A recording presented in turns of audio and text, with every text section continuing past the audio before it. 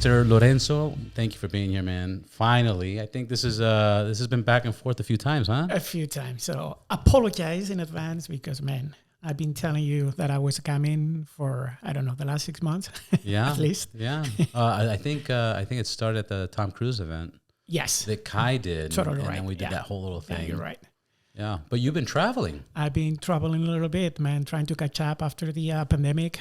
It's getting back to normal, and I'm trying to grab anything that it's throwing on my way. So how this is random, but you brought up the pandemic. How did the pandemic, I mean, we all went through it, but you obviously have ties to Europe, you have ties to Spain.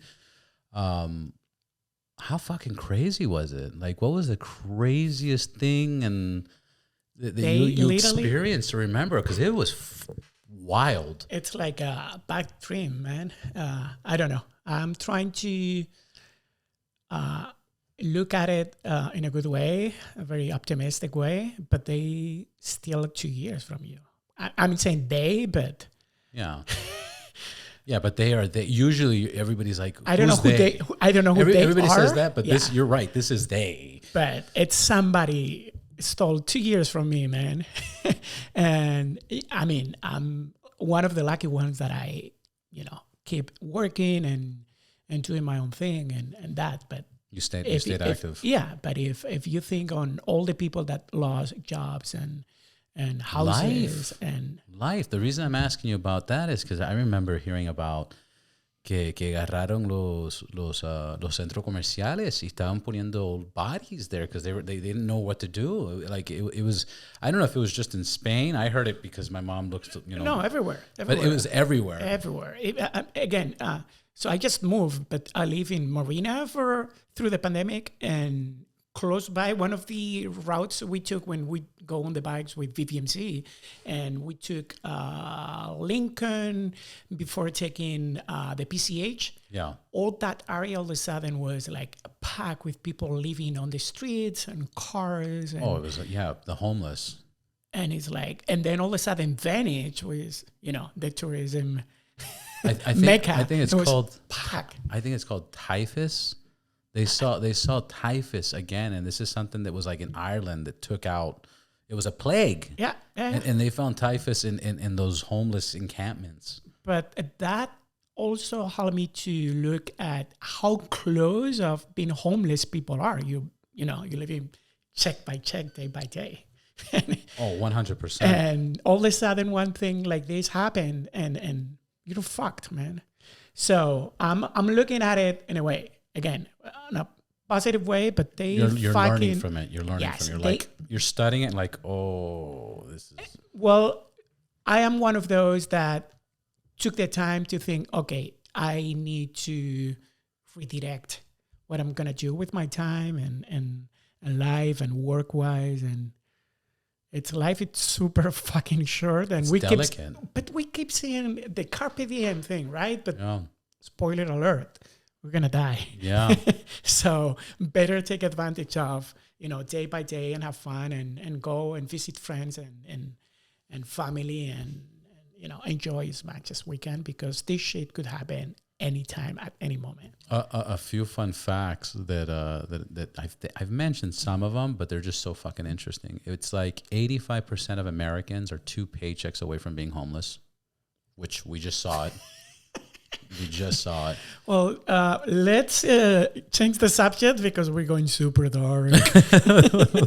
But it's a reality. It's a reality. And then the other one I'm going to bring up kind of happy, but 85%. That's crazy. Yeah, it's up there.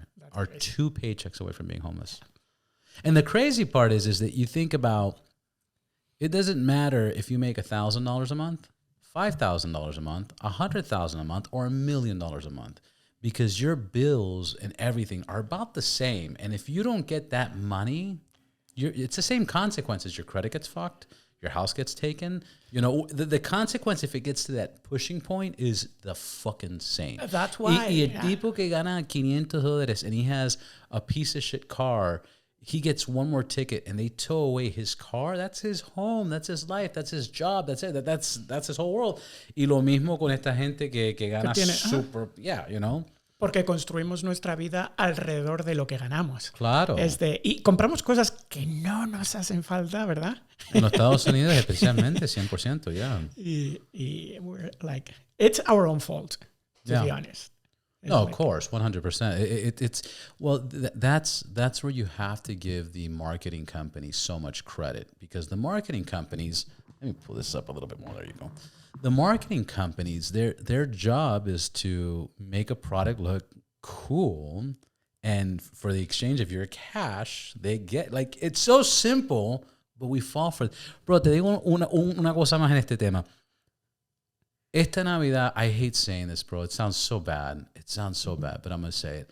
Los regalos que le dieron a mi hijo, the presents people gave to my kid, I was like, fuck, man, I would rather have no gifts. Yeah. Because the packaging looks cool and nice, but as soon as it's opened, it's like 2 seconds and it's like, that's it. It's garbage. And then now I'm convincing my son of, like, Amor, let's not open that.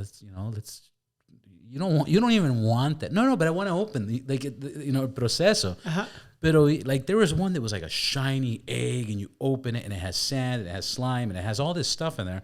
And by the time you open it, vi un reguero de plástico, arena, sticky shit, dinosaurs. I was like, basura. Like, that's it. It was like $25 right there. Yep. Garbage. And it's just dumb. Anyway, sorry. That's we'll leave that, the consumerism.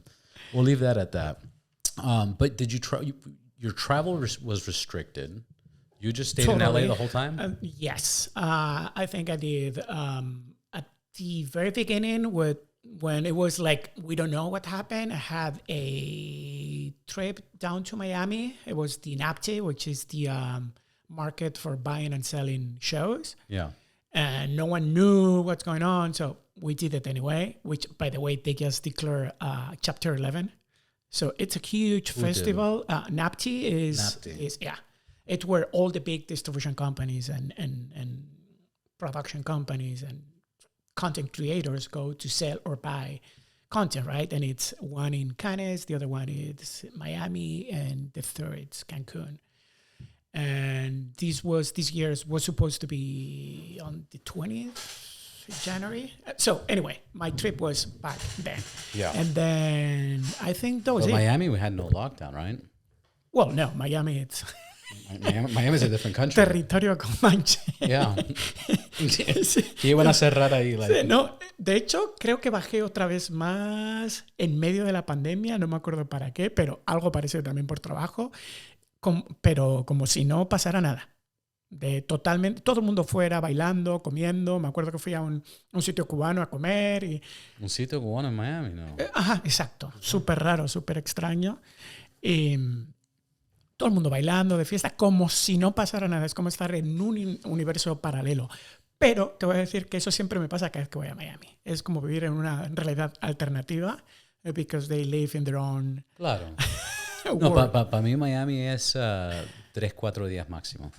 Yo también. 3 días máximo. La ciudad de mármol, le llamo yo. Porque solo hay mar y mall. Sí. Está bueno. Pero, and I used to go at least once a month because of work and, to recoup with the production company and everything. And hold on. Let's talk. What do you do? Because you travel a lot. I travel a lot. What do you do? I create content. I work in front of the camera as a host, a comedian, but I also create TV shows and write shows for TV. And, if I'm not working for a show, I'm working for a production company that is developing or in need of a show. So that's what I do. Basically. How'd you get into that? Because that sounds complex. Man. I mean, in front of camera is I get that. You've got your charm, good-looking guy. You're funny, but how do you get into the production and selling shows and content? And one thing led to another. Long story short is when you're in front of the camera, you are the one defending the content, right? Whatever it is. And then you start like adjusting to your own style. And then I don't want to say this, or I think I would be more comfortable saying it this way. And then you start negotiating with the writers, and then you start writing your own stuff. And then all of a sudden, I have this idea. And people is like, okay, put it on paper. Don't tell me I have an idea. Just do it. And then one thing led to another, and boom. But it's not that easy. I mean, Of course, it's not that easy. Yeah, you got to have a whole- starting point. Yes. I mean, how did you get into television? And like, is this something that your parents got you into, No, or is this something? no one in you my realize? family. I am from a very small place, shitty. Now it's beautiful and everything, but back in the day, it was just heroin and shootings and terrorism, and no one in my family. It's related with entertainment. And where's So this? I just in Basque Country. Basque Country. And ETA is a terrorist group that they start killing and in the name of independence with Spaniards, They start killing, in the right? name of They start killing on the under the Franco dictatorship back in 1959, and then it was okay. People were supporting that, but they stopped the whole thing on 2011. Yeah. And more than 3,000 people dead. And so for me, growing up on shooting and kidnapping and war. cocktail, it's In war. super normal. And the only thing that I knew, it's like I just Surviving. need to get out. I just need to get out. And I did that. It's like, I don't want to be here. And music and television was something that I always dream of doing it. And somehow I founded a error en el sistema and I get into it. Crack, yeah. And that's how it happened. But takes time and patience, and you really want to do it. It's not easy. And you hear no more than yes. Everyone is like, no, that's not possible, or no, even actors audition it. No, everyone wants to do it. So Do you have to find money too, or that's usually producers? no, I mean, that's another part of the business. I never went into that. If you're producing, you have to find the finance Funds. for that, Yeah, but I'm funds. not good. I'm not a sales guy. Yeah. And I always find someone who it's the money guy and they do that part. Also, I don't want to be in that part. I tried. I was telling you Yeah. before that. Like at some point, I was so busy that someone offered me, dude, people at this point are coming to you with ideas. Take advantage of that. You have relationship with the network, with advertisers. Sounds like a match. Like we could produce and keep more money. And then all of a sudden, I end up all suit up, going to meetings of production meetings, advertising, marketing. It's like, I don't care. This is not me. Yeah. And I don't want to be in that part of the table, because also you see how the magic is done. Yeah. And then it's like no more magic. It's like, oh, no, this is a machine of making money.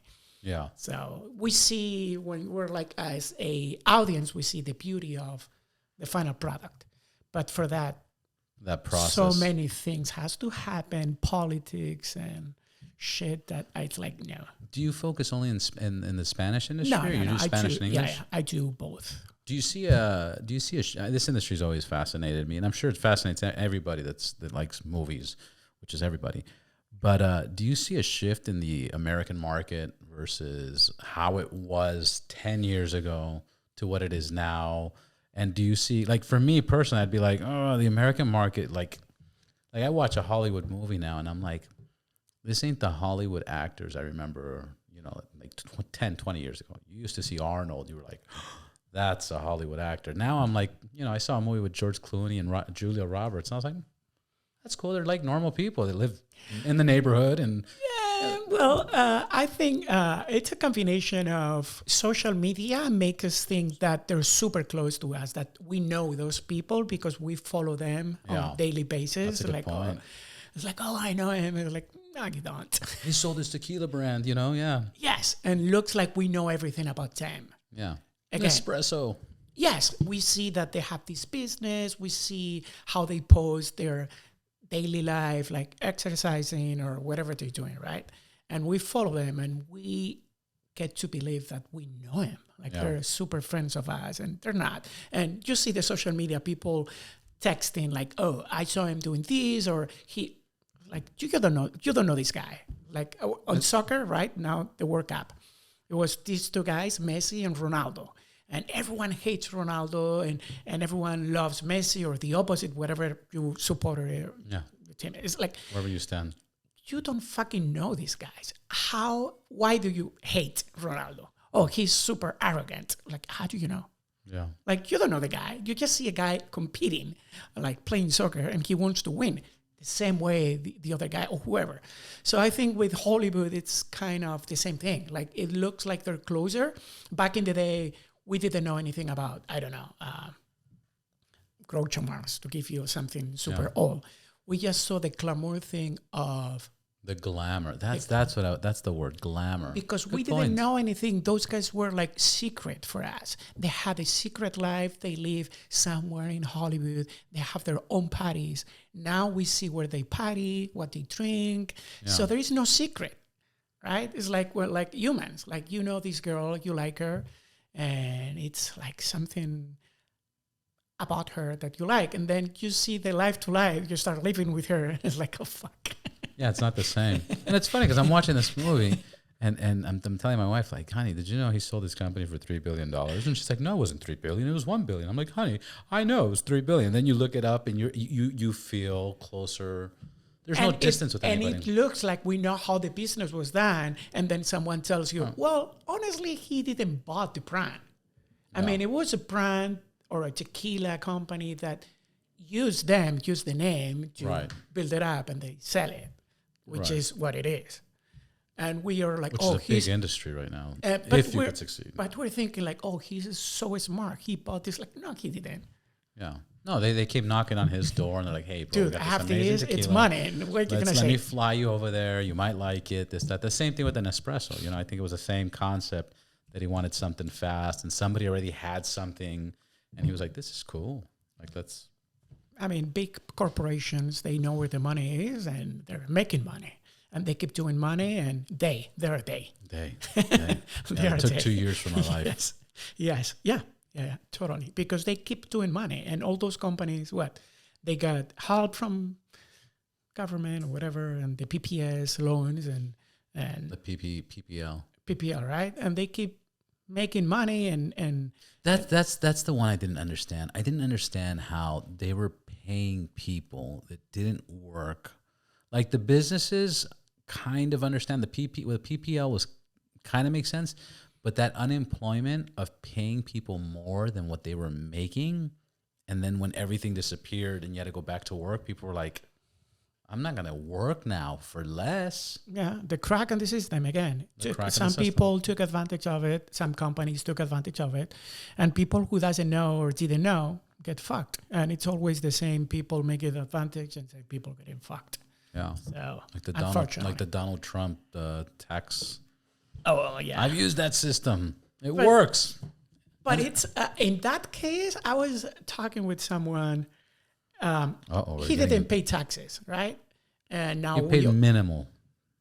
And that's great. But for me, the amazing thing is that the IRS, by law, they're supposed to investigate or keep track on the president, on the taxes they paid and everything.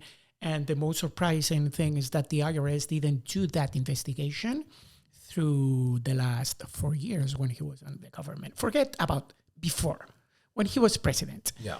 If you don't pay taxes, my friend, the IRS will be cashing out from you. Oh, yeah. And they will freeze your account. Again, it's like, dude, people with money, they could do that, and he's not going to get fined. Nothing is going to happen. They find a way to not pay or pay the less they can. And, man, a regular Joe, it's paying whatever they have to pay. And at the end of the day, taxes will help to build better houses for people who need houses, better schools for people who need public school, roads, and... Yeah, but there's a lot of corruption too. I think they said there was a $1 billion budget in California for homelessness. Again, I should be a politician, my friend. Wait a minute, what's going on? Like $1 billion budget for homelessness? What are they doing? Nothing. But it's in any. I mean, they're their own race. They're like from another planet, man. They don't care. They keep making money, and I don't Yeah, of know. course. I don't know what to say. They just keep benefiting over. And I'm not saying like I'm not blaming on Republicans or Democrats. For me, them it's like the same people, Yeah. both together. Doesn't matter who is in power, and doesn't matter what country are we talking. Yeah. It's same shit happened in Spain, and Venezuela, and Cuba, and Russia. Like, Yeah, no, whoever's in all over charge, the world. All over the world. money. You travel a lot. What are some of your favorite places to travel? What are the favorite places you like to visit? Oh man, What do you get excited about when you're like, oh, because you got a trip coming up now? yeah, But that one sometimes. I like something. I do love exotic places, or if I never been in a place, I want to go there. For a while, I was super obsessed with the Asian culture, and I did Jakarta. Really? Yeah. It's something. Like more Japanese? More Japanese, and because they are a traditional culture, but they are also the most modern culture. And that clash, if you go to Tokyo, it's wait a minute. So you and I were brothers, and last time we saw each other was 14 years, and we finally meet, and we bow instead of hugging.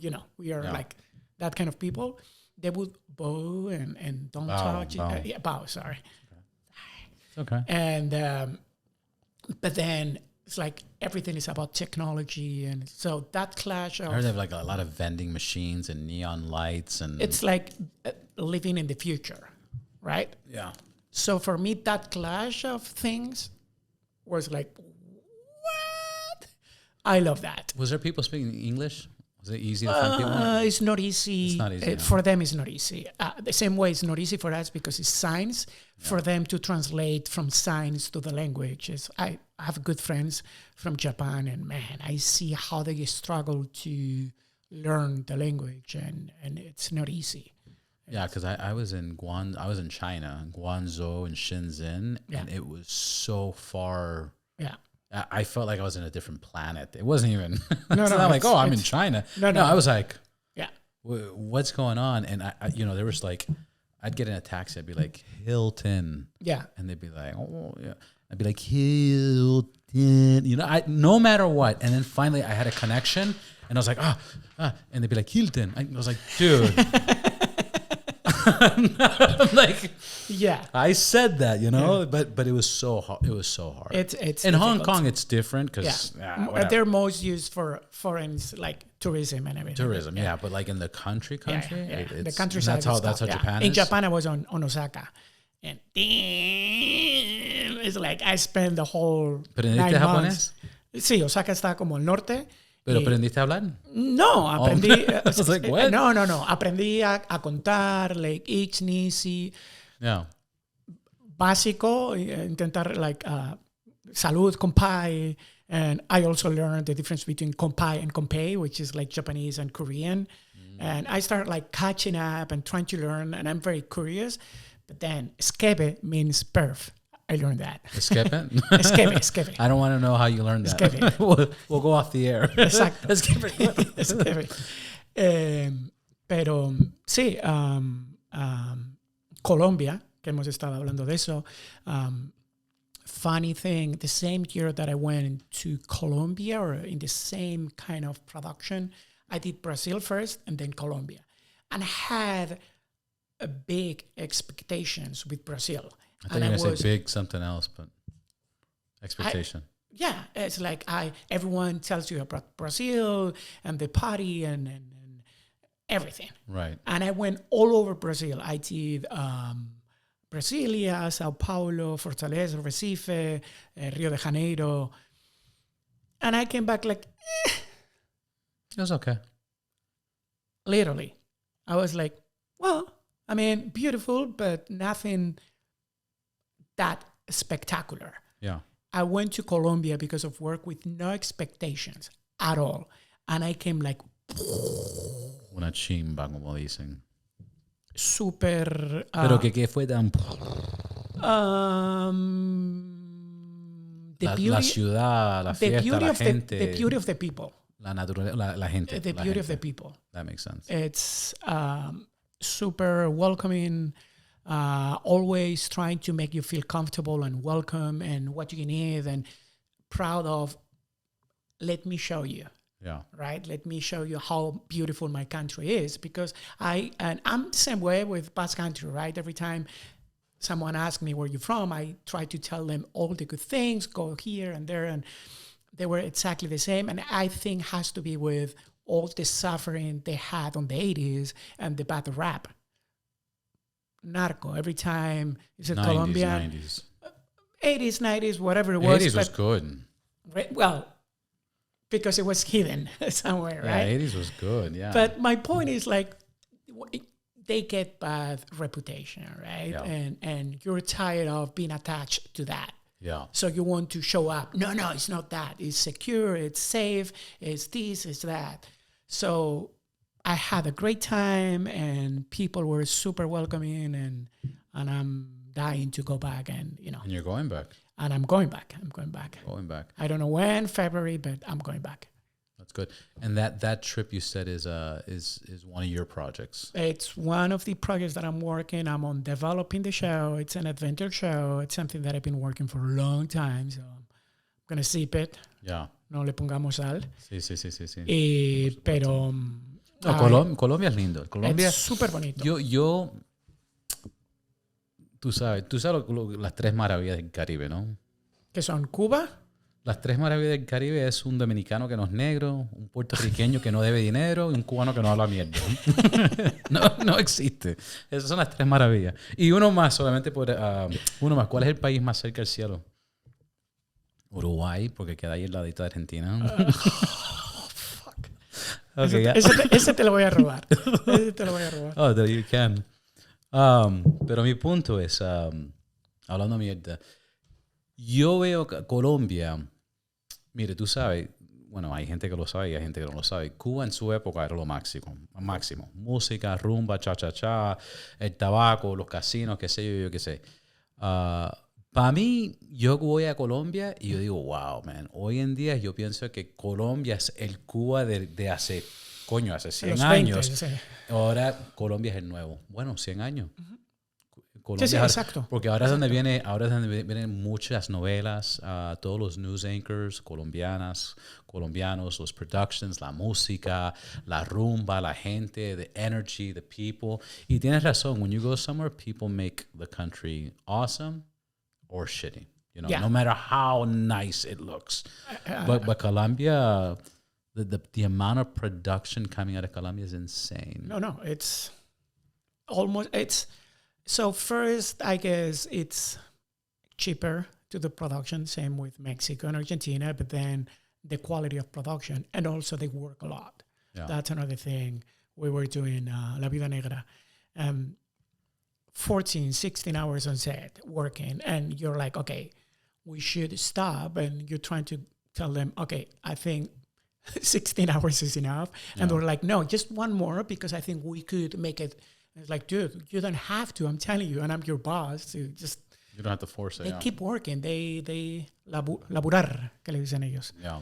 They keep working. They work a lot, and it's cheaper. So, but again, great quality, a lot of good people and content creators and talented people. So, normal que se hagan cosas en Colombia.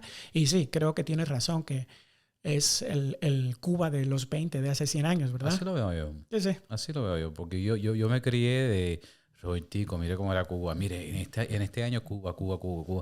Ahora estaba viendo un video de los 40s y era un fashion show. Balenciaga, Gucci, Chanel, Louis Vuitton. Era el Miami. Un fashion todo show. El mundo Olvida iba, Miami.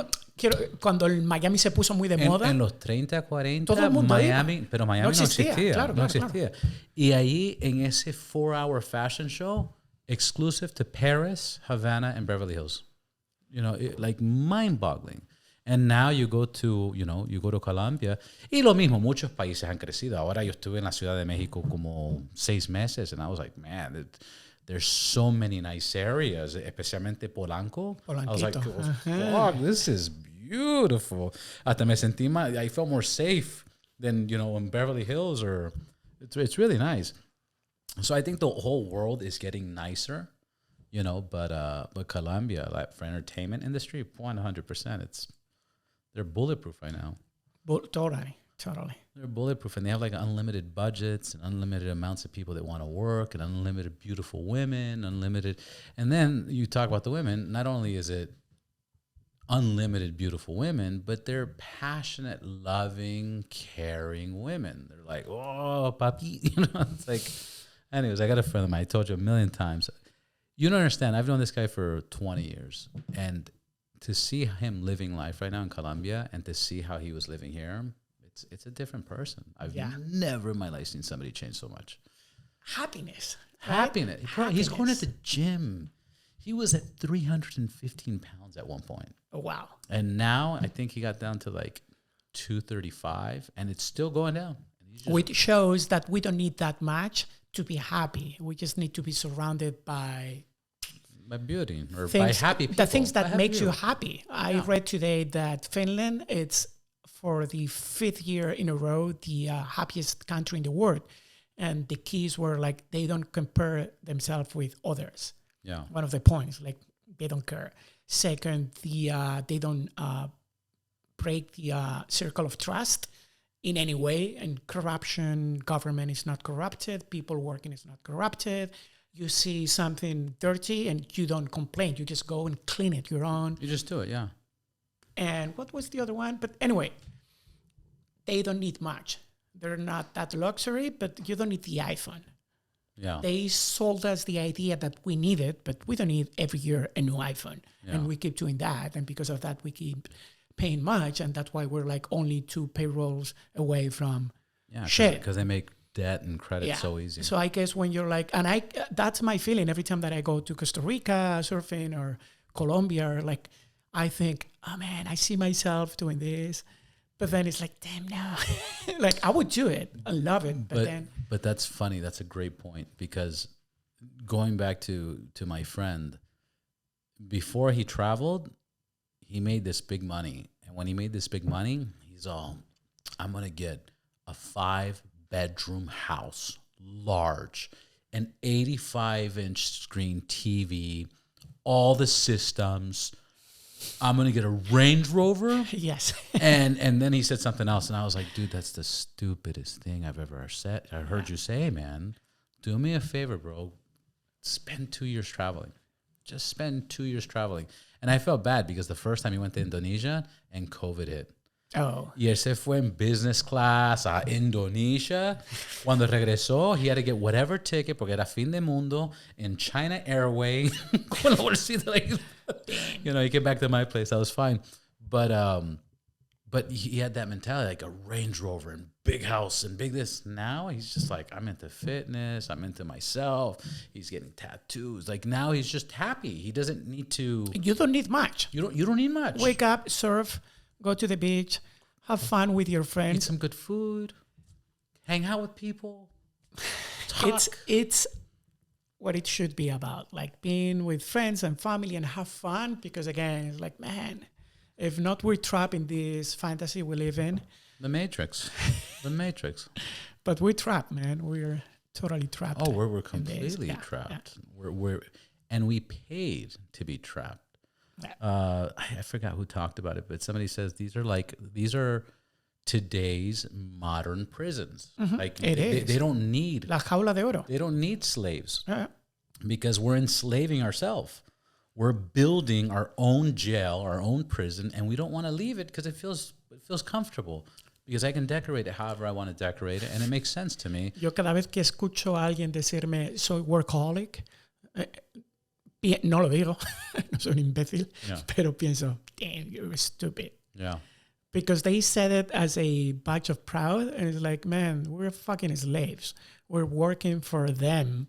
Yeah. Someone is making a lot of money, and we're working, like we're driving 2 hours stuck in traffic to get to our prison, work 8 hours, come back another 2 hours. And then for 5 days a week. Yeah. For what? And like, for stressing what? And leaving our family or leaving the chance of making a family. And then, you know, the worst thing is the best part of that person's day. You know what it is? taking a shit and checking their social media. Oh, Just yeah. like, oh, this is so fucking, yeah, that's the best part of their fucking day. Imagínate. There's people that live like this all the time. I had CJ. CJ's a OnlyFans girl, okay? Sexy. She takes all the pictures. I had her on the podcast. She has her own podcast. And I was like, why is OnlyFans? I mean, I get why it's so famous, you know? But why? But break it down. I want to get more detailed. She goes, look, OnlyFans for New York or for LA or Miami, these people like us, people in general, don't look at OnlyFans. We have beauty and women and sexiness. Oh, everywhere it's we people go. from everywhere else. It's countries that just people that can't leave their countries. It's Americans, but in the middle where they work that job at Walmart, they work 40, 50 hours away from home, and they want to come home to like something exotic, a message. Pero sí sabes que internet es gratis. Sí, yo sé, pero y se lo dije. No. I know, Fue buena la conversación. Blows my Es que la mind. diferencia es cuando hay un tipo que está trabajando 40, 50 horas a la semana, está fuera de la familia, está aburrido, está gordo, está feo, está horrible, un borracho, y él hace membresía a un subscription, a un sistema de estos. La diferencia es que ellos mandan una foto con el nombre de él. Hola, friend. I hope you had a good day. Get some rest. It becomes tailored to each of their clients, and it's only one picture. Amigos, Pero hermano, 50. should I open my own OnlyFans with a fan? $50,000 estaba ganando esta vieja mensualmente, y ahora yo creo que mucho más. Mucho más. It's easy money, bro. ¿Por qué tú crees que le estoy pegando al gimnasio tanto? Yo trabajo de cámara. O sea, wow. Sí sé que hay gente haciendo dinero, pero se me escapa. Es una de esas cosas que se me escapa entiendo cómo hacen el dinero, pero no, o sea, yo no veo cómo monetizar eso yo. Claro, uno tiene que tener algo. Por ejemplo, también en OnlyFans. Tengo bonitas rodillas. También tienen en OnlyFans, if you want to be like a personal trainer or like, hey guys, what's up? And like, ladies. Same thing. Man, how many people could tell you how to do abs? Really? And it's 1,000 of hundreds of people doing fitness, and they have a big following. But how they do money? Which is also tricky. There is, and I hate this, and don't hate me for that, but I hate the influencer word. Yeah. You do not influence anyone, to begin with. Yeah. Second, is a fantasy word. Because I do understand that you have a huge following or whatever, but in reality, how many people are making a living of it? Yeah. Yeah, for sure. For real. Like your friends, the OnlyFans, I get it, and he's making a lot of money, or she is making a lot of money. That's great. But I don't think it's so many people doing that much money doing fitness classes. There's a lot of people doing it. A lot? Not a lot. There is some doing money. There's the people that are staying consistent. They're making money. There's people that are making. You have to be consistent and been doing it for a while, right. like 3, 4, 5 years. Let's use two different things. There's making money from it, and making a living from it. Exactly. Yeah. But they sell you. So everybody can make money from it. Yeah. You can talk to your local sponsor down the street, and One thing is getting a helmet for free, right. which is great, or getting a few hundreds to do Thursday nights. I was doing that bike night, and I had like 3, 4 sponsors, like 200. 100, exactly. You're making a few bags, and at the end of the day, you're buying but drinks. Making a living from it. Making a living for that? Are you it's crazy? Very difficult. Yeah. It's very difficult. Like, again, we're talking about. But it's funny because I have a friend of mine. We used to bartend 20 years ago, and lately I've been looking at her pictures. I'm like, that's so cool. Look at this, and that's look that snowboarding. What? You're in Italy now? That's so cool. And then because I know her, I'm like, fucking good for her. Good for her. I'm proud of you. And I'm like, wait a minute. Wait. This has to be paid somewhere. Yeah. Where is this coming from? And I totally have the thought that she has an OnlyFans account. And it would make sense. If she had an OnlyFans account, If you go through Instagram, I'm not criticizing anything. Like, you're free to do with your ass whatever you want. But you see all these people in Dubai. And Dubai. All those places are beautiful, but expensive. Yeah. Well, Dubai, when I went like 3-4 times before pandemic. Yes. It was fair. You have to fair. You have to take a plane. 16 hours. How much is the plane? You got to get first class. You got to get business class. Even down there, you have to buy that ticket, buy whatever the week is in there. So you're not getting that. And then going to like all these models. Well, the other thing with Dubai is, I think in 2000, I'm just going to say 2018. In 2018, Dubai created a $50 or $150 million budget to fly influencers into Dubai to take pictures, hosting them, and doing. But all that's that. my point. Yeah. You're getting the flight for free. Yeah. You're getting all that. That's crazy, but you're not getting paid. You're not making a living. You're going for free. Yeah. And you eat for free. You go to Dakota del Norte for free. That's great. And you take pictures, but you're not making money. Right. You're like traveling for free, which is great, but that's it. You're not making money. You're not making a living. And you're not influencing no one. Which is still better than working 8-9 hours a day and giving your life away. Yes. Another study. I'll give you another study. Fun fact. But again, we see that part of their life. Yeah. Then where you live. Yeah. Yeah, I live in... Again, I drive a Tesla. That's great. And then I live in a I got corner, mad. I'm gonna, en un rincón con puerta. Yo me encabroné con José un día porque hicimos un evento en una mansión en Beverly Hills. Fue un evento de mi mujer and we were doing an art show en una mansión de Beverly Hills. Y José me consiguió un photographer. Mm-hmm. The pictures came out so bad, so bad. Estoy hablando de una mansión y estoy hablando como de 40 personas, 50 personas ahí. Es difícil que salga mal. Con fucking todo el mundo en trajes, fucking champagne. Lo más, cualquier come mierda con un teléfono toma una foto and it's like, wow. Bro, las fotos estaban tan mal que eso fue lo primero que dijo mi mujer. Mi mujer dijo, what the fuck is this?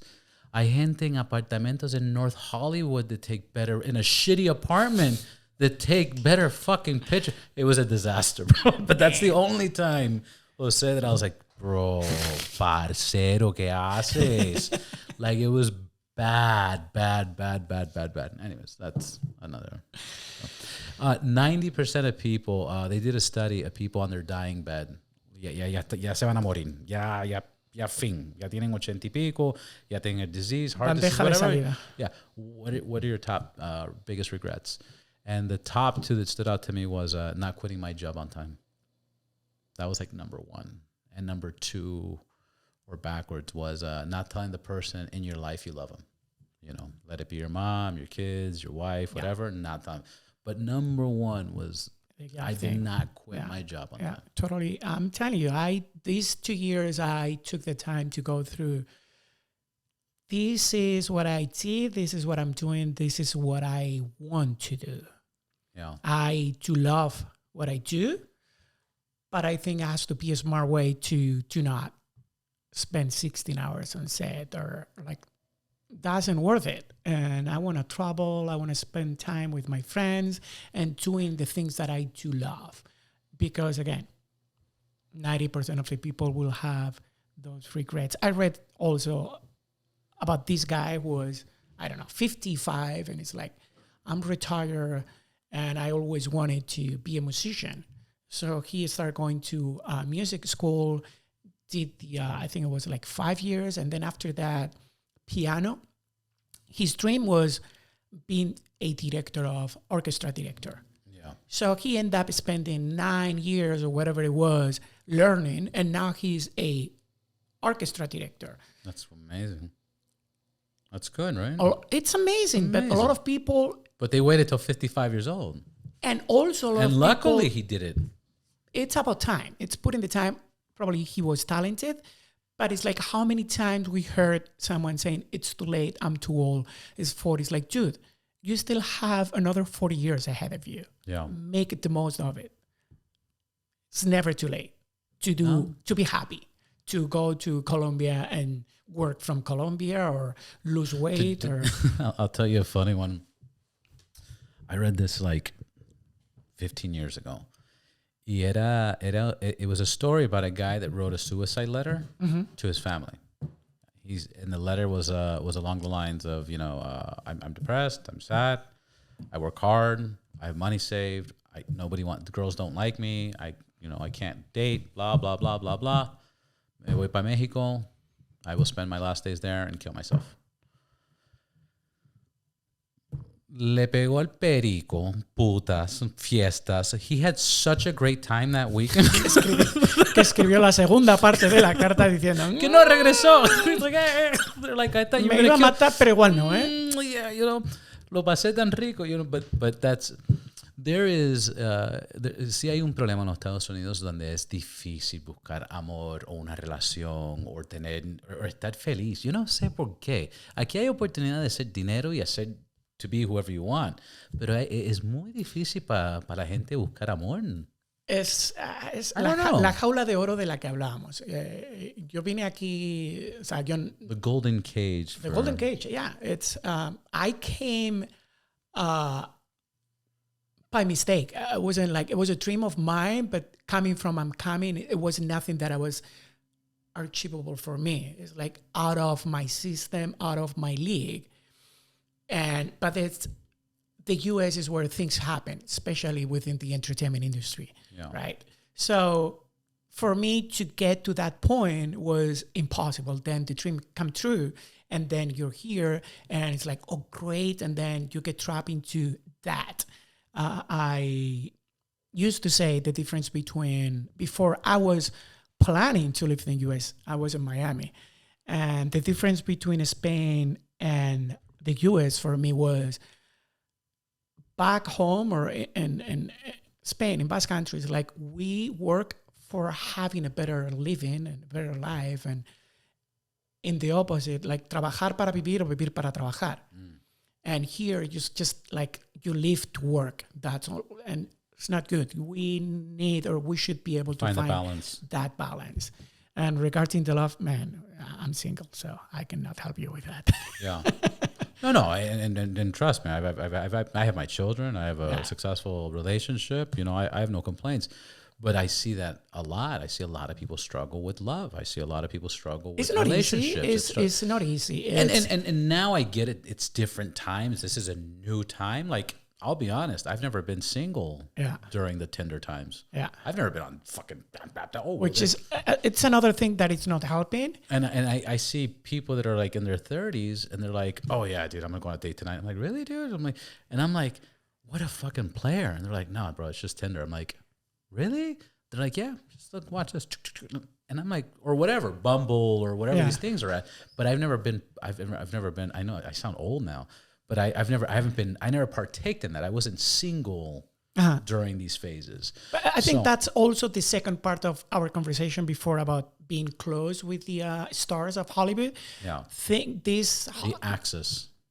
These make us think that we have a chance with these girl or this man, and in reality many of us, or not my case, I'm not afraid of anything, but it's many times in real life, how many times would you go to talk to that woman?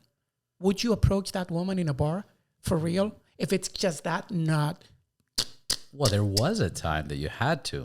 You had to face that rejection. Yes. Now, no, why would you? Exactly. You're not responsible. You're not accountability. So you just swipe in, and it's not saying no. It's just you're just swiping, and whatever happens. You're just on your phone. You don't have to take the risk of talk to the girl or the man or whatever, a koala. And the koala would say, no, you're not my type, or I'm dating someone. So you're not taking that risk. And it's easy to do that. That's one. Two, it's a window shopping. It's window shopping. It's all it is. So you're protected under the screen, and you're just swiping. No salespeople forcing you to make the purchase, and you could just...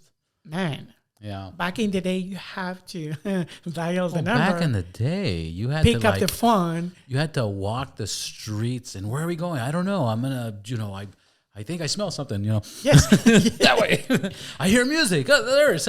Okay, let's go in there and let's see what's in there. And then whatever there was in there was in there. And they don't let you in, and you have to find a way to get in. And if you're in, then it's like, okay, there is a group of girls. I need to find a way to talk with the one that I like. You have to be a hunter or whatever it was, right? Yeah, but you have to be creative on a way of approaching and being. You have to be like, oh, excuse me, I'm lost. Can you draw me a map to your heart? Oh. You have to be, yes. But yeah, you have to be funny, creative. You have to find a way to be, whatever. Now it's, you're writing. La camisa, what's this? Sí. Tenías que inventar y ahora you just type and if you just don't feel it. Ahora mandas un mensaje, lo mandas a it. 20 personas y que te responde. Exactly, same thing. And then if something goes wrong or you just pass it, it's like stop talking, ghosting, which is something totally new for me. The ghosting thing in LA, it's like, what? It's ghosting. What do you mean ghosting?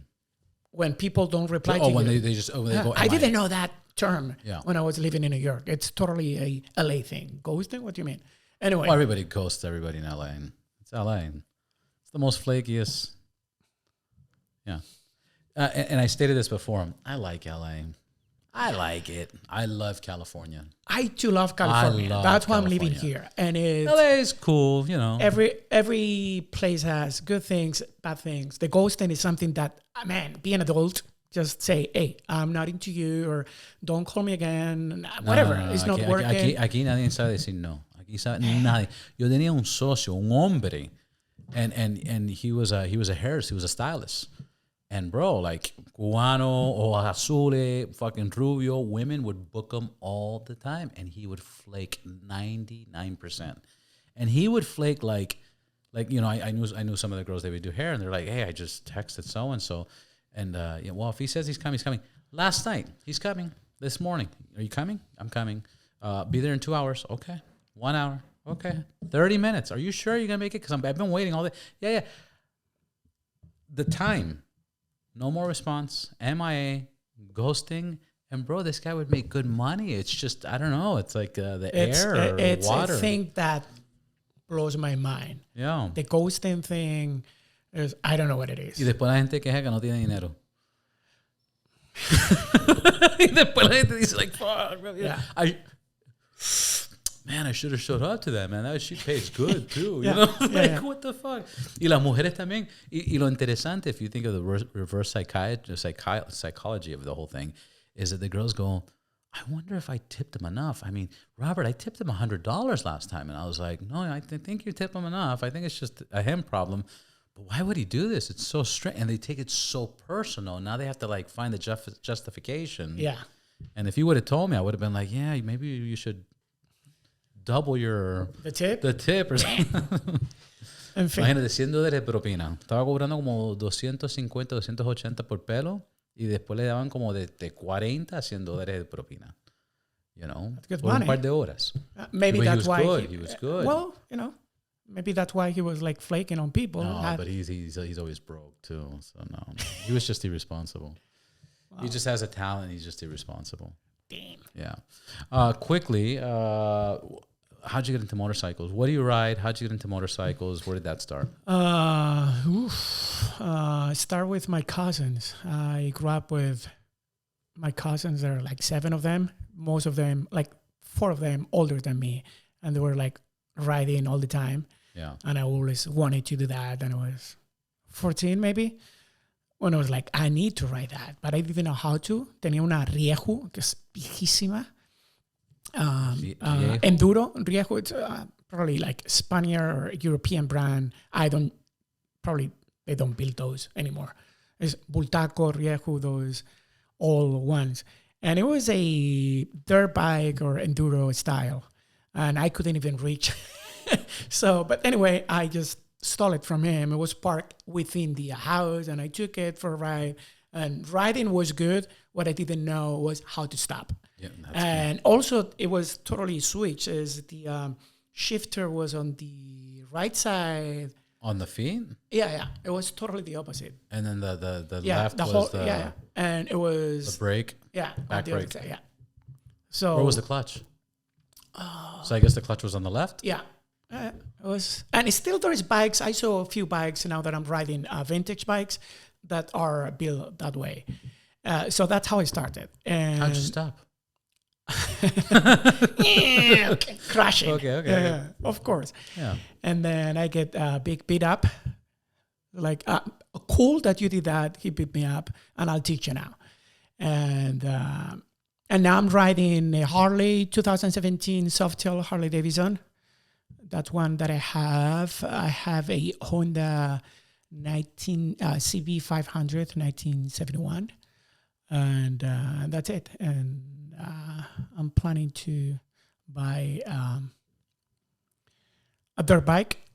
It's something that I want to keep doing it. Like, that's how I started, and I like the feeling. And now I'm renting. If I want to go, just rent the whole equipment. Who do you run with?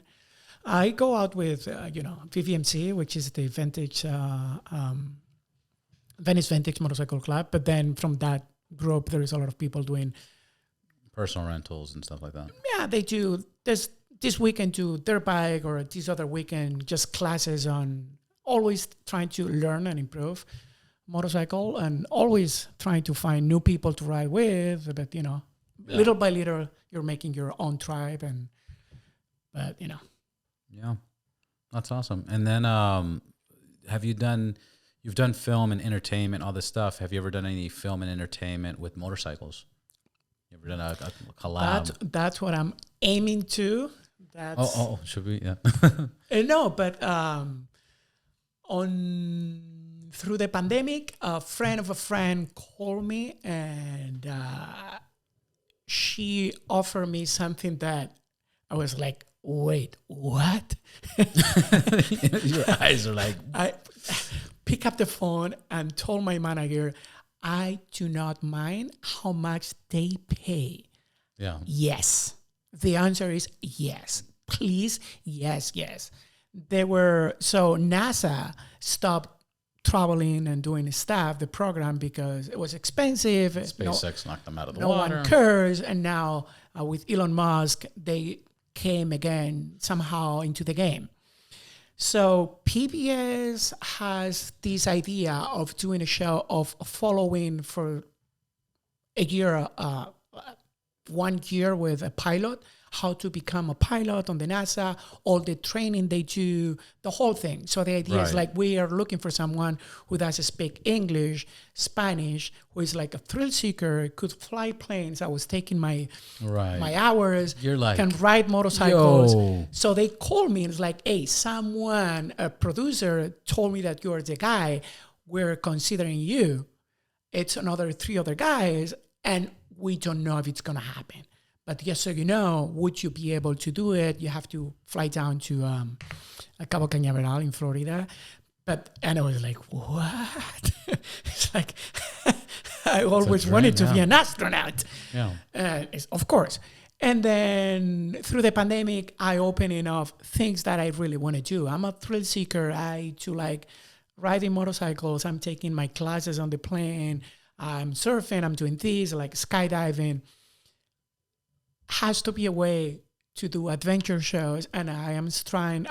That's what I'm doing now. I'm looking for the crack in the system to just do entertainment, but just adventure shows. I just finished a show. We did Guatemala, Mexico. It's an adventure. It's for a discovery, but I'm aiming into. That's what I want to do. I want to keep doing my hobbies and things that I love, and attach those with TV. That's it. That's fucking amazing, bro. And man, that's a dream. It's like, imagine racing cars and motorcycles and flying. And that's the whole point. You want to ride boundless. Yeah. You want to ride boundless. Yep. Yeah. And so that's the idea. That's what I would, comedy, always, I look at things from that point of view. Comedy, you've done comedy productions and TV shows, but have you ever done like stand-up comedy? Well, I did a stand-up, not... it's overcrowded. Everyone is doing a stand-up, and I don't know if it's my thing. But I try to do whatever I do with that twist of comedy. Like, Yeah. I think it's worth it to see at things with a smile always, instead of being negative. Or I think always, even politics, or I do care and I'm into that, but I try to see at those things through that prisma. Same with the pandemic. I'm optimistic by nature. Yeah. And then I heard it was for the first time that I heard it, and I was like, oh, that makes so much fucking sense. And it was, for me, it's like, I've ridden a motorcycle in France and in Italy, but I want to do more riding in Europe because it's all fucking windy, It's twisted. And it's twisted, and I love that.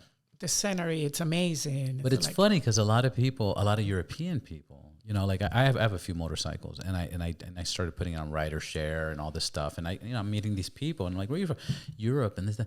Oh, but the riding and the twisties are like, when you live with the twisties, this is what I was told. Do you agree with this? You get tired of it. In America, you have these long, straight roads, just whatever bike you're riding, and then you'll go into like an hour of like, yes. And it's totally true. Anywhere you go in Europe, any country, it's carreteras secundarias, which is that little road that are, back in the day, was the only way to get from point A to point B. I played music and I was all time in a van going through those roads, and it's beautiful, the beach. Imagine going through a twisty road like the PCH, but by the beach or the mountains, and then France, you have Los Pirineos, and then France all the way to Italy. But you ride motorcycles, and that's great once in a while. But imagine all the time being on the clutch, and man, that's a lot. So I totally get the idea of the freedom of open road, the mountains, and you can go on the throttle and feel the speed on you without being worried of another twist, another one, and another one. You can go to the canyons and make it 45 minutes of that, but not the whole. But not the whole thing. Yeah, not 4 hours, 5 hours. We were on a van, on a car, and again, we were young, stupid, and drunk all the time. So we played on Interlaken in Switzerland, and then all of a sudden, you get paid, get wasted, keep going, and then look at the watch. It's like, I think we have to be on the next town 3 hours ago. Yeah. So we better go. And you're driving on those roads, all, you're like hungover and it's twisted and you get tired. Like, oh, fuck, man. Yeah. So imagine that on the motorcycle all the time. So it's fun. Yeah. For, if you plan. Yeah, and they keep on ahead cruise control. Exactly. And again, and for us, going to take a trip, 15 days, go from Spain to, north of Spain, Basque Country, Pyrenees, south of France, all the way to Florence in Italy, go down. That's great. 15 days, beautiful. Yeah. And then we come back to the open road. Right. But, also, you always want what you don't have, right? Claro. So that's the nature. Cuando uno vive al lado de la playa, exacto, nunca va a la playa. Y después cuando se muda, fuck, extraño la playa. Yeah. And then another question, what was your, from all the TV productions and acting and television, what has been your favorite project that you've done? You mentioned El Capo before we started. I was a big fan of that show. But what was your favorite project to work on? Making it or being part of or being in it? Everything has something totally new, and I always try to enjoy and have fun and learn. The last thing was working for Facebook, doing something that I never done, and I wasn't sure if I could have done it because it's totally new for me.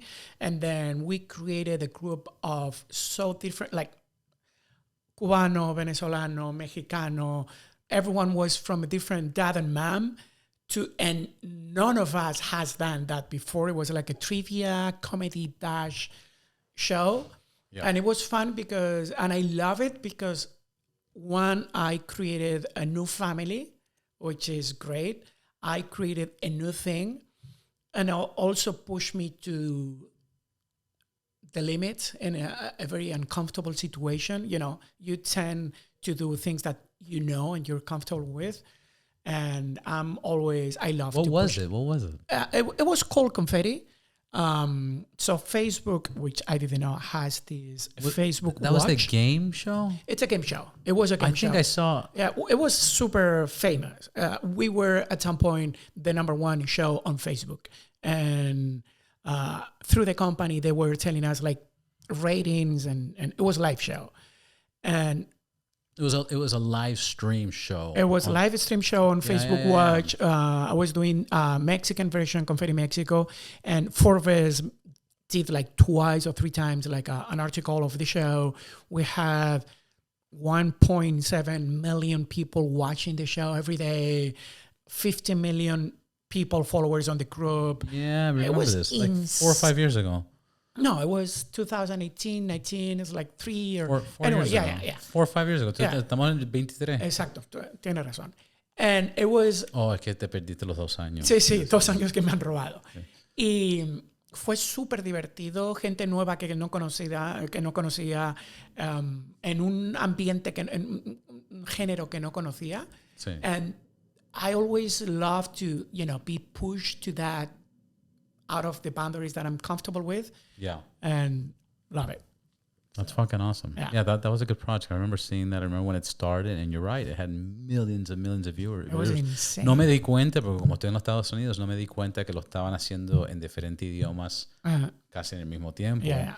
It was super fun. It was also helped me to understand other parts of the business that I never pay attention to. The streaming is, a new word. Not that I'm Back into then. that. Yeah. Now it's but at the end of the day, it's the same. El mismo perro, diferente collar. Claro. It's the same business. No, es completamente diferente. You create, from my point of view, doesn't matter if it's theater, circus, film, streaming. I'm storytelling things. Right, but the difference is that if I was streaming, because everybody's like, Rob, you got to start streaming. If you stream, it's more interactive. If you stream, you can have the questions right here. Ask Lorenzo this, Roberto, what do you think? Like, it's a different interaction.